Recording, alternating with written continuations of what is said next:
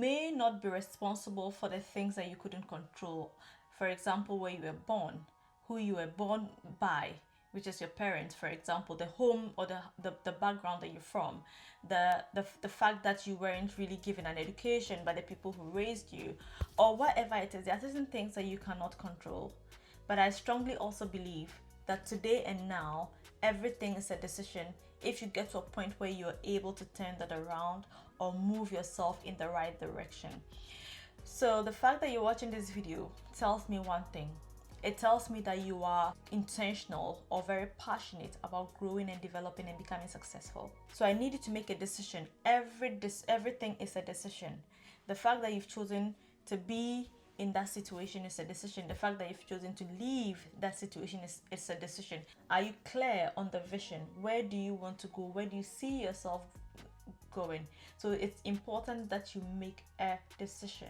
As you make that decision, you need to remember that you should move in silence. What does moving in silence mean? Moving in silence means keeping your eye on the ball. You don't go about telling people about the goal and just working on it. The only people you would inform about what it is that you're doing are people who have anything to do with the goal. So people that can help you in a way. Maybe you need someone to write a reference letter for you because you decided to apply for to a university or for a scholarship. Those are the people that you'd inform. Or maybe you just need someone to give you some kind of guidance or information. Those are the people that you can inform. Sometimes you can even get the information without telling people your goals. You can just ask them the question. If they're willing to and able to, of course politely, if they're willing to and able to, they will give you that information. Don't tell people about all that you're doing. Don't tell people about the fact that you're locking in or you intend to do ABC. Just move and keep putting one foot in front of the other in silence. If you're interested in seeing my video that I did on moving in silence, where I talk about all about moving in silence, check out this video here, or it will be in the description of this video. It's important that you have a plan. You can't do anything without a plan. It's like saying, okay, I'm traveling to, you just decide that you're traveling to maybe a different city without knowing where to go. If you're going by bus, you definitely know you have to get a ticket. You know which station to go to board the bus. If you're going by flight, you know that as well. Even if you live in your house to go to the grocery store, there's a part that you're going to go. You know what you're going to buy. All of these things are important. In the same way, if you decide to lock in without a goal, how then is that really going to be efficient? So you need to have a goal and be clear in your mind. I read a book and I'm going to create an entire video about this. Keep an eye out on the channel for this. I read The Science of Getting Rich, and that book, I remember 12 minutes into that book, I got really emotional because it was just mind-blowing. It was mind-blowing about the universe and how we attract things and the power of God. It talks about, it's not necessarily a religious book, it's more of a spiritual book, and it talks about how you can become rich. But I think what really did inspire me, and this is something that I think about occasionally, was that God is magnificent, right? And if God is magnificent and God is huge and is able to do all of these things we say God can do and believe God can do, how then do we think that as creations of God we are not as magnificent? We do not have some of that power. And that is the whole thing, because it's like when you give birth to a child, your child has your blood. In the same way that God has created us, we also have some power within us to do and create things with our minds, not quite literally, but like when you visualize what you want to do, which is why sometimes just think back to like a goal that you had, that you were very determined to have it and you had it in your mind. Eventually, as you keep going and working on it, it comes to pass. So have a goal, that is to say, have a goal, have a plan in your head, and keep working, because you have what it takes to get to it and achieve it. One of the key ways to practically get what you want is to build momentum by having a routine. There are people who swear by 5 a.m. routines, and there are people who say they are able to do their things without necessarily waking up at 5 a.m. It depends on what works for you, but you need to find a routine and stick to a routine. What a routine would do for you is that it would help you become very consistent. I used to be one of those people who did not believe in routines. I just thought that yes, if I have this dream and this goal and I want to do it, I just need to do the work and that's it. But as humans, we are likely to fall off. We're likely to lose momentum, or the motivation is likely to fade. And what would keep you going and keeping at it is the routines that you have built for yourself.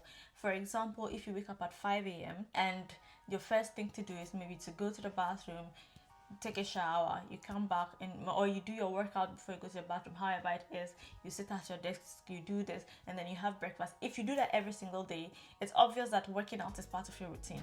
You would not really bother or have a challenge with working out because it's part of your routine. You not have a challenge sitting behind your desk to do your job because it's part of your routine when you wake up early in the morning. So that is to say, find a routine and stick to it.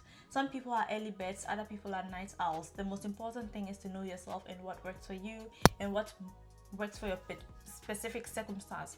Because for example, some people may work at night, so it means that they can't wake up early.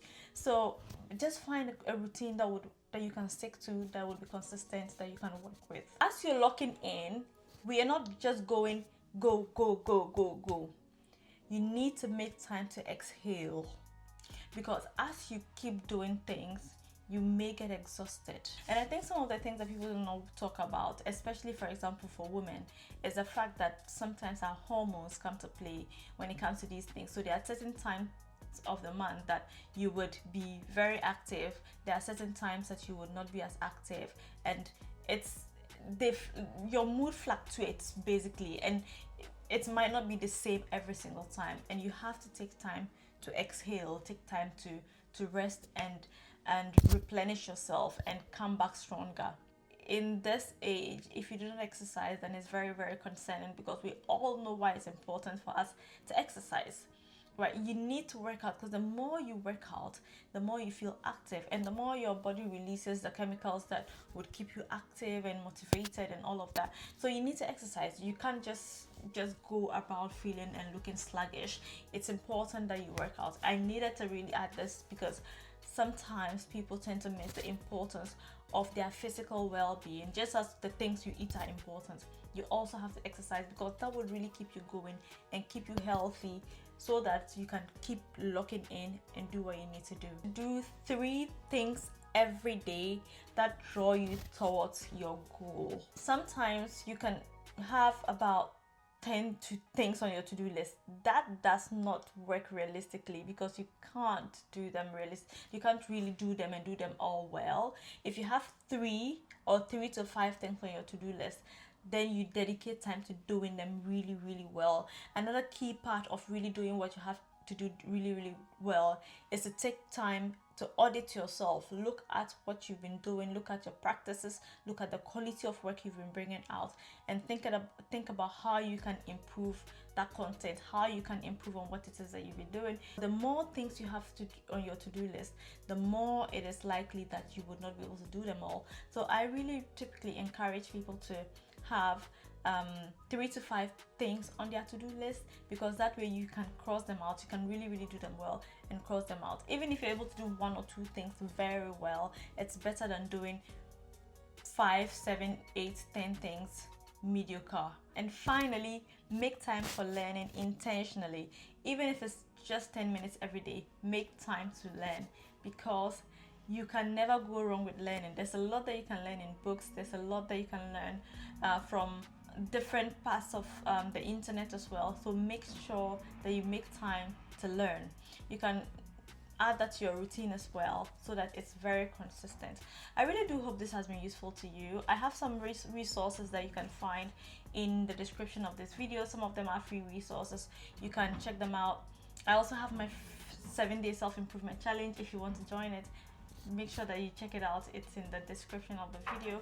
If you're looking forward to doing some of these things, and if you've watched this far, I really wish you the best. I want you to leave lock in the comment section. Leave lock in, so that we can encourage one another as we go on this journey. I wish you the best. Lots of love.